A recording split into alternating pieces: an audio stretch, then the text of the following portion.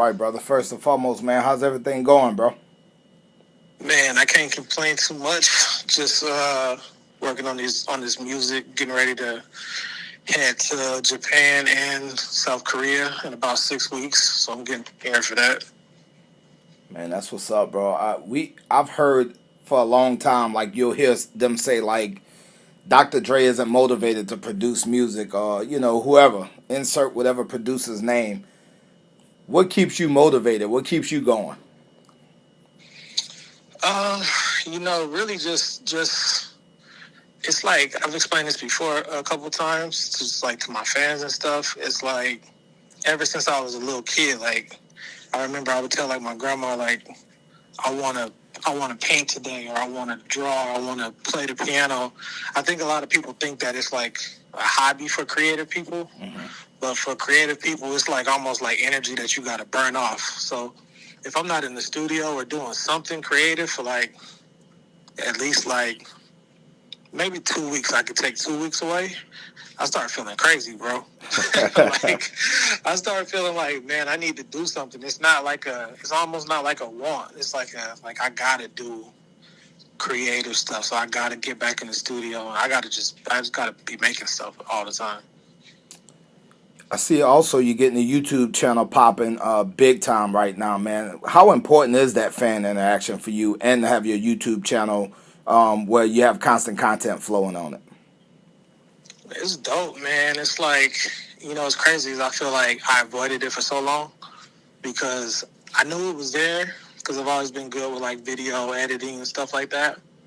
But I'm a producer. So like when you're a producer, you kind of like feel like you in the service business. Mm-hmm. So whatever an artist has in mind, it's like I'm just here to try to help you execute your vision. But with the way music has been going lately, it's just gotten like more and more cliquish and more tight. And I'm like, I be to myself a little bit more. I'm not hanging out at the studio till 3, 4 in the morning no more, bro. It's over for that. So for me, it's like I had to do something that got like that showed my side of my creativity, I guess, or like my taste. You know what I'm saying? Because like if I do a song for somebody's album, I'm just helping them execute their taste. So when people go look me up, you just kind of see, you don't get a picture of like what I'm about. So I kind of wanted to go into the content, and also too, like I wanted to show the fans, like I wanted to teach them more about music.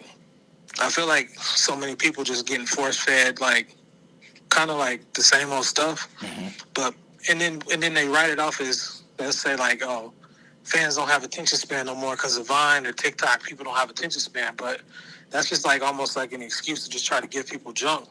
When you give people something that they can really like, when they feel like they're learning, they really enjoy it. Because if it was attention spans were done, then people wouldn't buy books no more. But books still get purchased at the library. You know what I'm saying? So I wanted to just have a direct connection with the fans, be more direct to consumer. I kind of feel like that's where we are in the world. I don't feel like it's like mega stars like that anymore. Mm-hmm. I feel like since everybody got camera phones, everybody famous. Everybody the main character in their own story. So I think it's all about like communities and, being a part of the kind of community I'm a part of. It's really dope. They're real supportive, and it's a lot of mutual exchange in that. The joints you did with BTS, My Time, I think from a popularity standpoint, really put you out there. But do you feel like that was your coming out party? And if not, what was your coming out party? Yeah, no, for sure. That was definitely like the one that, because BTS already has the audience. Like ARMY's just such a big fan base, and they're very supportive. Like they're one of the last crops of like people that are like proud to be fans. Mm-hmm. I feel like everybody else is just, kind of act like too cool, or they act jaded, or they treat music a little bit like it's disposable. So like I say that song, and I say around LA, California regionally was the record GOAT and GOAT 2.0 that I did for Eric Bellinger and Wale. Mm-hmm. That was like a big, like kind of like a comeback record for me because I've been quiet for a little while. And when that record dropped, what I did with that is I went on Twitter and I would type in the name of the song, and anybody who was listening to it, I would like go like it and like kind of just let them know that I produced it, and then they would like start following me. That's So I dope. started doing that anytime I had a record come out. I feel like producers, like, we blame, not getting recognition a lot on everybody else, and we don't kind of take the accountability for it because artists get recognized for shows and things like that, but there's also a lot of marketing that goes into that. Mm-hmm. And I feel like producers don't market themselves the same way. So I just kind of went online guerrilla marketing, hitting people up that's playing my song and being like, yo, I made that. And they'd be like, oh, can I check out some more of your music? I'm like, okay, boom.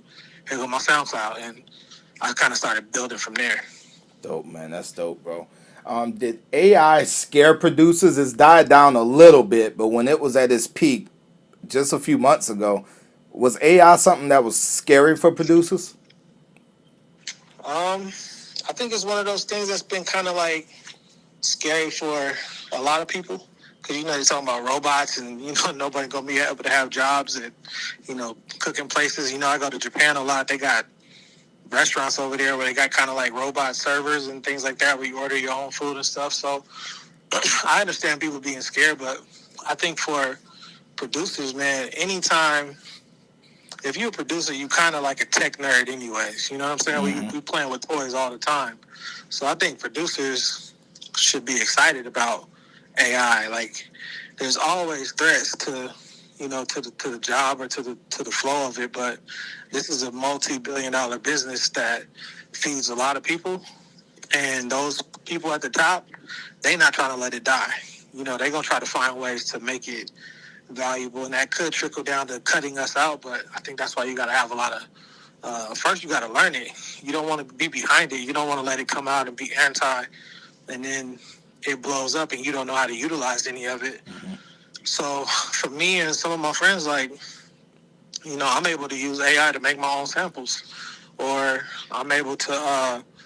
I'm not like the best vocalist, but I'm a great songwriter. So for me, I can sing the song now and change my voice to Chris Brown. So I'm demoing my own records now and sending them out. So for me, AI been like low key, been like a godsend. Like, I love those components of it, but I'm also aware that it could cut out some work for people. But I also think that's why getting your taste level out there is what's important, because at the end of the day, when you're a producer or a mix engineer, that's kind of what people pay you for. They pay you for your taste. It's a lot of people that can do the same job as you, but whatever your taste is the real reason why they're ready to pay you.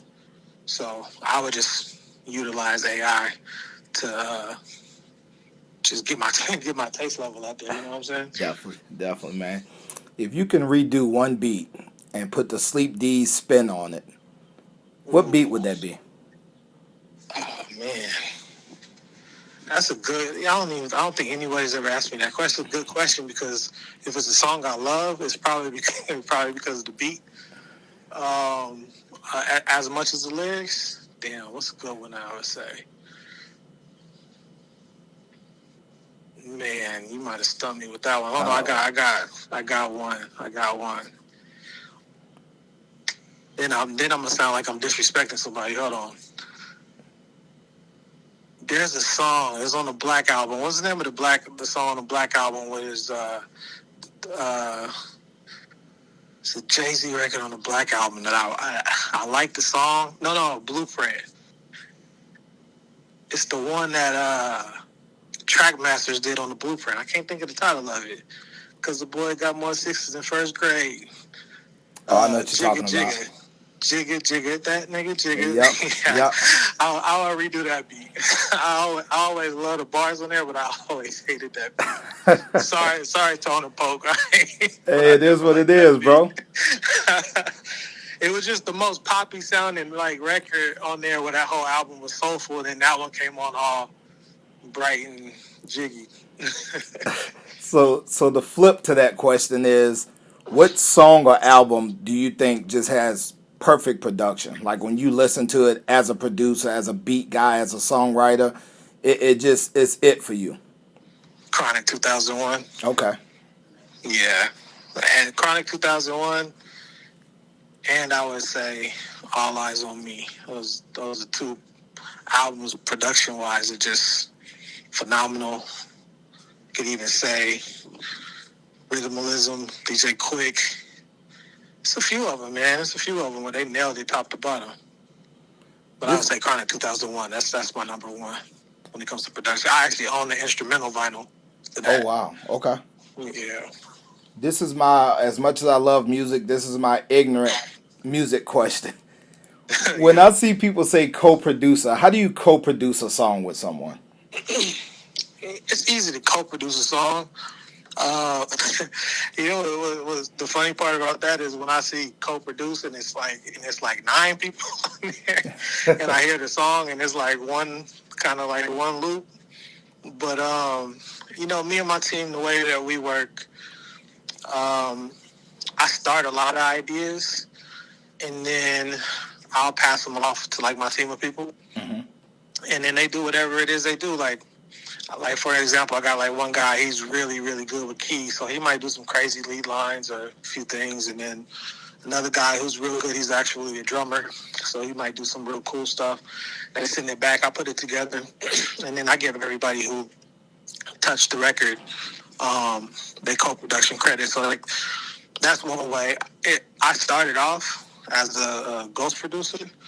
So that was like a totally different world. This is, you know, pre-streaming and stuff. So it was, and also the bigger producers still had a lot more at stake to keep their name. You know, they didn't want to share. It was just a different world back then. I got you. So, yeah, I would say that's how today, like a lot of people make, like they call them like making loops or making samples. So they'll start like an idea and it's just like the music part and they'll pitch it up and do all the effects on it and then they'll send it out to other bigger producers and the bigger producer might just throw the drums on there.